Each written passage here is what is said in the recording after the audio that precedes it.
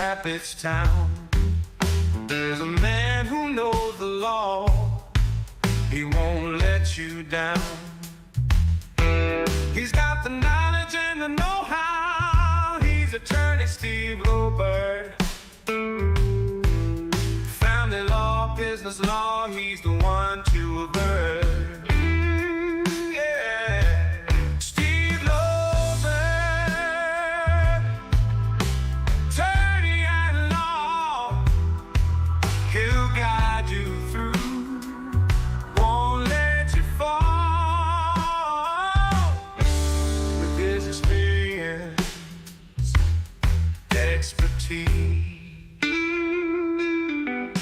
Find solace, he'll bring you peace.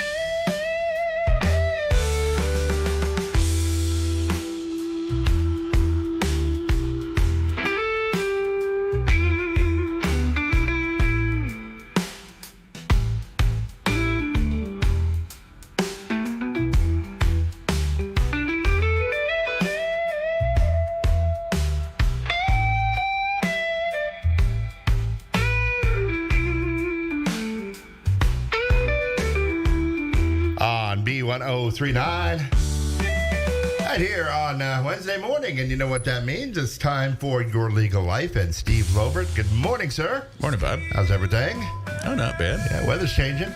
Yes, it is. Yeah, well, maybe a few more 70 days. Oh, he's still singing. I'm sorry. I'm being rude here. Rude to our singer, the B1039 orchestra there. All right. Thank you so much. All right. It's 25 before 9 o'clock. And, I mean, we're hopefully maybe having a couple more 70-degree days, but I have a feeling that's pretty much it for this year. But that's the way it goes. Welcome to Michigan. Yeah, it's winding down. There you go. 4 seasons. You wanted your 4 seasons. Here they are. We're about to go into season number 2. Or is it 3? I don't know.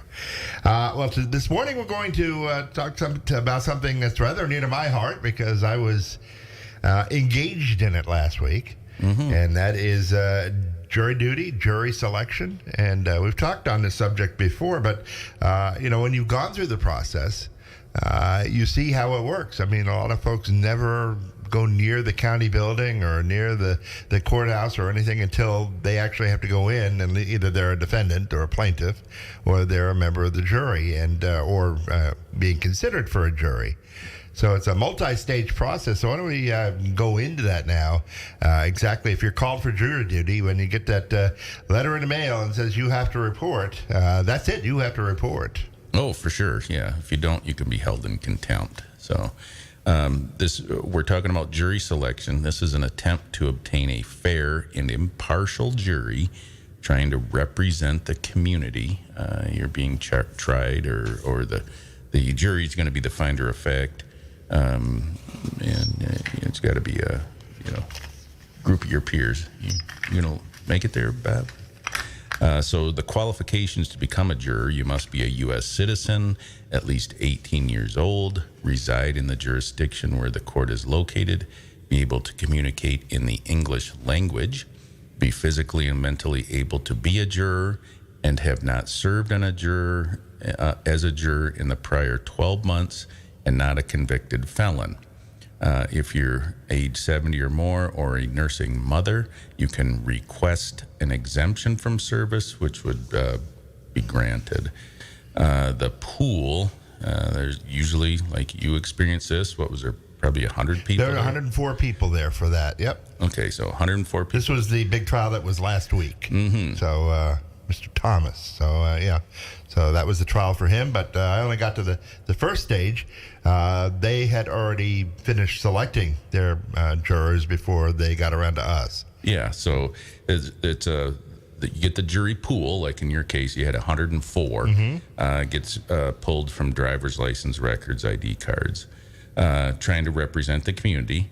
The jury board eliminates persons that are not qualified or exempt or try to. The court issues a summons to appear. Again, if you don't show up, you can be held in contempt. The panel of jurors is randomly selected. So you were part of that 104 people. Would they draw a number out of a... They did a lottery, yeah. So Amy Clapp was the judge, and she was very patient and explained everything, the entire process to everybody as we went through it. And so as the jurors were brought in, and we'll talk about how they're let go, they would pick out a new number, and they would go from there. Yeah, so in a criminal case, you generally want to have at least 12 jurors. They probably had a couple of They had alternates. 14, right? yeah, 14 total, yep. In a civil case, you only need 6. In a civil case, you can have a non-unanimous verdict as well. But in a criminal case, like you were involved in, it's got to be unanimous at the end of the day. So there's the jury questionnaire that goes out when you were first part of the pool that asks kind of background questions: your age, gender, background, marital status, family, experience in litigation, any physical limitations, just to kind of try and give a background of what you have. Whichever, both the prosecuting attorney and the defense attorney had a large binder on their desk, which had all of those questionnaires. So as they were calling them up, they pulled their slip and were able to go through that. And then the attorneys or the judge can then ask questions of jurors to learn their backgrounds, opinions, and beliefs, which might influence their decision. So you probably went through that, or at least saw in this case, they went through and they had the first pool, or the first selections of 14. They went through basically the general questions that were going to be asked of each one. And then she instructed everyone to listen to those questions, because you would be, rather than ask the same questions over and over, would you, everything that you heard so far today, is there anything you want to add to that? Just to move things along, because, we didn't finish up until after lunch. So, yeah. So you got the 14 people that are in the panel out of the 104. And jurors can be removed for cause. You have an unlimited number to bounce a juror for cause, meaning they're not qualified, they're biased for or against a party or an attorney, they are already closed-minded. If they are subpoenaed as a witness in this same action, they can't serve as a juror. If they already sat on a trial of the same issue, that can be bounced for cause. If you're related within the 9th degree to a party or an attorney, you can be asked to be removed for cause. If you've been an adverse party to a party or an attorney in prior events, or if you have some sort of financial interest, an attorney can remove you from the panel, an unlimited number of those type of people. Right. Mm-hmm. There's also peremptory challenges, they call it, which you don't have to have a reason to remove somebody. Maybe it's just a feeling in your gut or whatever. In a civil case, you're allowed 3 peremptory challenges each side. So plaintiff, defendant, prosecutor, defense, 3. In a criminal case, you have 5, where you can remove people for any reason or no reason at all.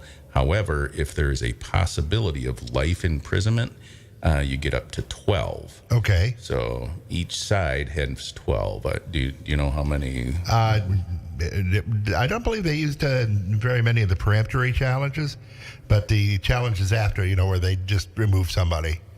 That happened quite a number of times. Yeah, I know the defense one said they used 11 of their 12. Did they? Yeah, I didn't. I wasn't counting, but it was getting up there. But it was explained to us that it could be for any reason, so don't feel bad, it's not, and they talked about the concept of the hot seat, where there was, just to get a mix, I guess, they have picked one that they will continue to, but they don't tell what it is, and you find out as it goes along which seat is the hot seat, and so they rotate a lot of people out through that one seat. But the peremptory challenges were really not, they were not used that much. The for-cause ones? Yeah. No, the for-cause ones. I'm sorry, yes. Yep. Mm-hmm. The peremptory challenges. That's the later one. Okay. Yes, there is a limit. Yeah. You can't remove a person if the reason is based on race or gender. Right. Okay. So if somebody is removed, there's an inference that there is potential discrimination. So the challenging party that wants to use a preemptory challenge has to provide a neutral reason for the challenge. It's not just based on race or gender, judge, and then the judge decides if it's, going to go through or if this is purposeful discrimination.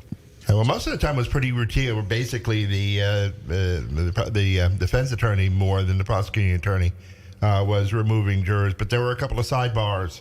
There were a couple of privates in the chambers where somebody had a reason, but they didn't want to discuss it in open court, and so they would go back to the chambers and discuss it there. Although it was still on the record, because it's the microphone with them into the chamber, and it was as the trial was as the procedure was continuing.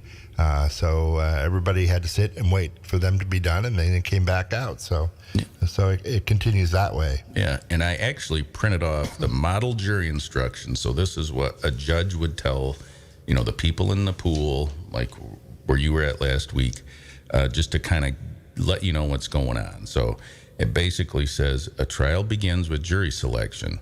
The purpose of this process is to obtain information about you that will help us choose a fair and impartial jury to hear this case. During jury selection, the lawyers and the judge will ask you questions. This is called the voir dire. The questions are meant to find out if you know anything about the case. Also, we need to find out if you have any opinions or personal experiences that might influence you for or against the prosecution, the defendant, or any witnesses. One or more of these things could cause you to be excused in this particular case, even though you may otherwise be qualified to be a juror. The questions may probe deeply into your attitudes, beliefs, and experiences. They are not meant to be unreasonable prying into your private life. The law requires that we get this information so that an impartial jury can be chosen. If you do not hear or understand our question, you should say so. If you do understand it, you should answer it truthfully and completely. Please do not hesitate to speak freely about anything you believe we should know. Right. And some did. Some did. Some voiced their non-faith in the government, for example. So, and they were let go. But yes, so it's interesting to hear the cross-section of folks that come in, and and this is all done out in the public view, except I think that the private ones might have involved health issues or things like that. So that's what they took back into chambers. And then there were some sidebars, things like that. So we were not privy to that, obviously. But fascinating process. I mean, if you have the opportunity, don't be afraid of it. It's going to be a day out from work, and the judge did explain and not necessarily apologize, but say this is part of your civic duty, and we appreciate it. And the appreciating part was a big part of everything, that they appreciate you taking your day and coming in and doing this. So it is an important part of the process. Yeah, and so then what happens is once all the challenges are over, whatever, the jury's impaneled. They hear the evidence, given instructions at the end of the trial, and render a verdict. Right. I know in this case, after the verdict was announced and everything, the judge invites the jurors to stick around and talk with the prosecution, the defense, and stuff. And 8 of the That's jurors, interesting. Okay. eight of them stuck around, and it really gives an insight to the attorneys and stuff, prosecutor, defense, as to what swung you this way, what can be done better, So it's kind of like I gotta say postmortem, but it's finding out why jurors think, and they use that as in their career to make their jobs better, or make them to improve themselves too. Yeah, it's a great learning tool for both sides. Actually, I think the jurors get a little bit more out of it because some evidence is excluded because of evidentiary rules and whatever, and why did that happen, and why did this happen, and and the attorneys ask, well, why did you decide this, and what was key evidence, and it really helps kind of get some closure, and it's a good learning experience for all involved. So there are different types of juries, as you said. There's the civil, and then there's a criminal, and these are going on all the time. So you were saying that it would be excluded for a year generally, where you go back in the pool and then you can be called up again. Yeah, and it can be for different courts. It doesn't have to necessarily be the circuit court. It could be a district court or one of the others. yeah, or even like federal court, Right. like Grand Rapids or whatever, would serve our area. Well, that's like if you're called for a grand jury. I know back in New York, I had somebody I worked with who was called for a grand jury. They were gone for 6 months. I mean, it was a big commitment where they were gone, and that's a whole nother level of responsibility. Yeah, so these here, I mean, you got a few bucks for Right, for yeah. showing up for mileage and Yeah. stuff, but yeah, I had not 3 enough. miles. I get my 82 cents. Pretty much it. But it is a fascinating thing if you have the chance to do it. I know that there were some that had hardships because they were self-employed, and so they lose that. They lose a day's pay, but that really isn't an excuse. You have to really kind of just budget for that, I guess. And it's, again, part of the process and part of what makes the court interesting and what keeps it rolling, because you need that impartial pool of jurors to do that. Were you wishing you would have made it? I needed to get back to work, so yeah. I mean, you asked me last week. You asked me if I had wanted to stick around and see opening statements. I said I kind of had to get out of there, but I mean, if I had to stay, then this is probably one of the easier places because I can come do this job after after court's over. So the only thing it took me away from was Curry's Corner that morning. So Well, hopefully the when you heard their fields were and things like that, I think that he got about as fair a pool of jurors as he's going to get. So at least in Big Rapids here. So, but it's a jury of your peers. So that's it. So, interesting things. So once again, the court is downtown. So you can park there. And then Brian Miller saw me. He says, "Oh, you were on jury duty." And he said he saw my car down there. So yeah, but they take breaks for lunch. They take bathroom breaks. That was the thing I was afraid of because I kind of need to be near a bathroom. So I'm not going to stop the trial like I gotta go. So yeah, I don't. Brian was a witness in that case. So, was he? Your relationship might have. I was given you an that was excuse front of mind to me to bring that up because I do have professional relationships with a number of law enforcement in town. So that could have swung one way or the other, but never got to that point. So I think Maybe they went next to about time. 30 or 40 people before everybody was released, before they settled on the jury. So interesting stuff. So if you get a chance to, I think some people actually look forward to jury duty because A, it's a break from their routine, and B, it's a fascinating process to see it played out. Now, of course, you're dealing with someone's life. And so there is a lot of weight on it, so you need to take it seriously. But, it's good stuff. Anyway, if you have any questions about jury process or anything else, of course, you can always call Steve, downtown Big Rapids, 796-7609, or stop by his office on South Michigan Avenue here in Big Rapids. So, Steve, thanks again. It was nice to be able to go into this in depth and to add a little insight to it. So Heck yeah. So we'll see how it goes next time. But till then, you're stuck with me, I guess. Anyway, we've got Morris. He's got the weather coming up, and then we have Curry's Hot Stove League in about 8 minutes from right now.